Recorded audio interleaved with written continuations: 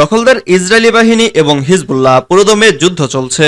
জানিয়ে দেব হাতে থাকা সর্বশেষ আপডেট আন্তর্জাতিক সংবাদ। প্রথমেই সংবাদ শিরোনাম। ইরানের নাগরিকদের উদ্দেশ্যে যা বললেন পেজেশকিয়ান। এরপর জানিয়ে দিব কোন কোন পশ্চিমা শক্তি সর্বাত্মক তৃতীয় বিশ্বযুদ্ধ চায় বলেছেন এরদোয়ান। এদিকে ইউক্রেন যুদ্ধের অবসান চান পুতিন। এরপর জানিয়ে দিব গাজায় যুদ্ধবিরতি নিয়ে নতুন করে আশার আলো।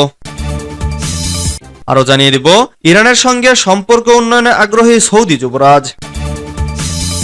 সর্বশেষ জানিয়ে দিব জিম্মিদের মুক্তি দিতে মার্কিন প্রস্তাবে রাজি হামাস। এতক্ষণ শুনছিলেন সংবাদ শিরোনাম, এবারে বিস্তারিত। তবে অনুরোধ থাকবে ভিডিওটিতে একটি লাইক করবেন এবং কমেন্ট করে জানিয়ে দিবেন কোন জেলা থেকে আপনি আমাদের এই ভিডিওটি দেখছেন। ইরানের নাগরিকদের উদ্দেশ্যে যা বললেন পেজেশকিয়ান।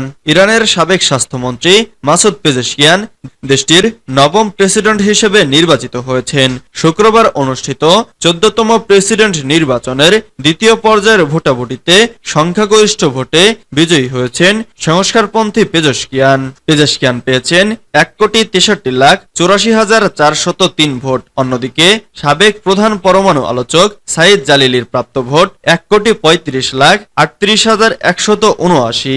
69 বছর বয়সী পেজেশকিয়ান ইরানের পার্লামেন্টে 2008 সাল থেকে উত্তর পশ্চিমাঞ্চলীয় তাবরেজ শহরের হয়ে প্রতিনিধিত্ব করছেন। ইরানের প্রধান সংস্কারপন্থী জোট তাকে সমর্থন দিয়েছে। সাবেক দুই সংস্কারপন্থী প্রেসিডেন্ট মোহাম্মদ খাতামি ও হাসান রুহানিরও সমর্থন পেয়েছেন তিনি। বিজয় নিশ্চিত হওয়ার পর রাষ্ট্রীয় টেলিভিশনে বক্তব্য রাখেন পেজেশকিয়ান। তিনি বলেন, আমরা সবার প্রতি বন্ধুত্বের হাত বাড়িয়ে দেব। আমরা সবাই এদেশের নাগরিক। দেশের অগ্রগতির জন্য আমাদের সবার একসঙ্গে কাজ করা উচিত। কোন কোন পশ্চিমা শক্তি সর্বাত্মক তৃতীয় বিশ্বযুদ্ধ চায় বলেছেন এরদোয়ান। তুরস্কের প্রেসিডেন্ট রিসেপ তাইব এরদোয়ান বলেছেন, পাশ্চাত্যের কোন কোন শক্তি ইউক্রেনের সংঘাতকে সর্বাত্মক তৃতীয় বিশ্বযুদ্ধে পরিণত করতে উদ্যত।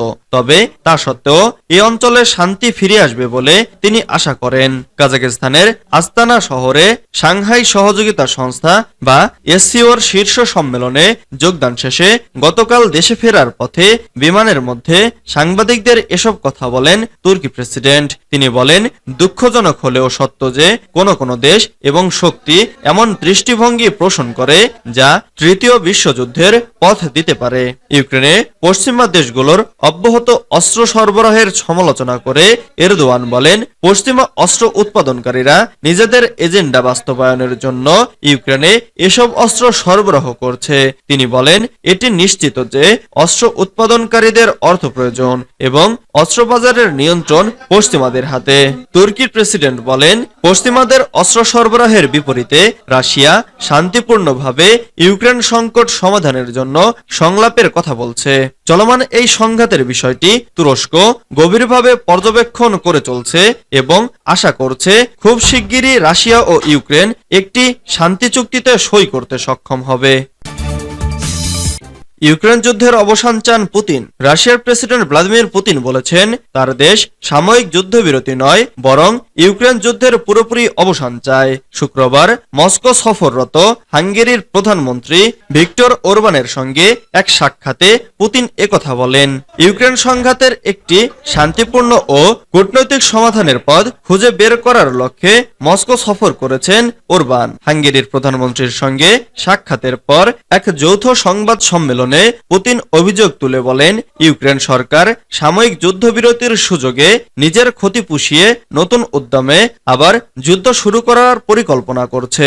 তবে রাশিয়া চলমান যুদ্ধের পুরোপুরি অবসান চায়। এ সময় যুদ্ধ শেষ করার জন্য কিছু শর্ত ঘোষণা করেন রুশ প্রেসিডেন্ট। তিনি বলেন, যুদ্ধ শেষ করার আগে ডানবাস অঞ্চলের পাশাপাশি জাপোরিজিয়া ও খেরসন অঞ্চল থেকে ইউক্রেনের সেনা প্রত্যাহার করে নিতে হবে।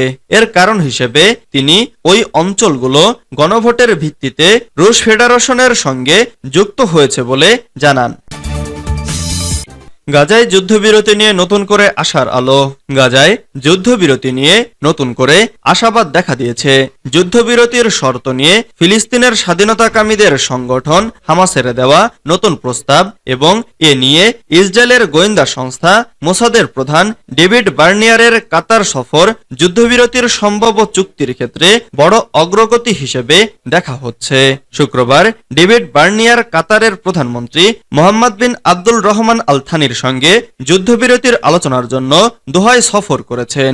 বিবিসির এক প্রতিবেদনে বলা হয়েছে, চুক্তির বিষয়ে ইসরায়েল ও হামাসের মধ্যে যে মতপার্থক্য আছে তা নিরসনে একে জটিল আলোচনার প্রাথমিক পদক্ষেপ বলে মনে করা হচ্ছে।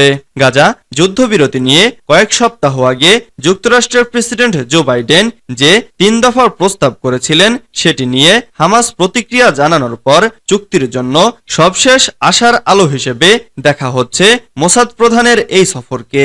হামাস দীর্ঘদিন ধরে স্থায়ী যুদ্ধবিরতির দাবি জানিয়ে আসছে। পাল্টা হিসেবে ইসরায়েল বলছে, প্রয়োজনে ফের গাজা যুদ্ধ হতে পারে, এমন স্বাধীনতা থাকতে হবে। ইসরায়েলের এই শর্তকেই চুক্তির জন্য প্রধান বাধা হিসেবে মনে করা হচ্ছে। ইরানের সঙ্গে সম্পর্ক উন্নয়নে আগ্রহী সৌদি যুবরাজ। ইরানের নবনির্বাচিত প্রেসিডেন্ট মাসুদ পেজেশকিয়ানকে অভিনন্দন জানিয়েছেন সৌদি আরবের প্রভাবশালী যুবরাজ মোহাম্মদ বিন সালমান। শনিবার 5 জুলাই সৌদি আরবের রাষ্ট্রীয় বার্তা সংস্থা এসপিএ এ খবর জানিয়েছে। যুবরাজকে উদ্ধৃত করে এসপিএ বলেছে, আমাদের দেশ ও জনগণের মধ্যে এবং দ্বিপক্ষীয় স্বার্থ সুরক্ষায় সম্পর্কের উন্নয়ন ও গভীর করতে আমার আগ্রহের কথা নিশ্চিত করছি। 2023 সালে মার্চে চীনের মধ্যস্থতায় ইরান ও সৌদি আরব সম্পর্ক স্বাভাবিক করার চুক্তি করে। এর মধ্য দিয়ে দুই আঞ্চলিক প্রতিদ্বন্দ্বীর দীর্ঘ কয়েক বছরের বৈরী সম্পর্কের অবসান ঘটে। ওই চুক্তি স্বাক্ষরের পর থেকে উভয় দেশের কর্মকর্তারা সম্পর্ক জোরদার করতে আলোচনা অব্যাহত রেখেছেন। শনিবার কট্টর রক্ষণশীল প্রার্থী সাইদ জালিলিকে হারিয়ে ইরানের নতুন প্রেসিডেন্ট হয়েছেন সংস্কারপন্থী মাসুদ পেজেশকিয়ান। 3 কোটিরও বেশি ভোটের মধ্যে 53.3% ভোট পেয়ে নির্বাচিত হন তিনি, আর জালিলি পেয়েছেন 44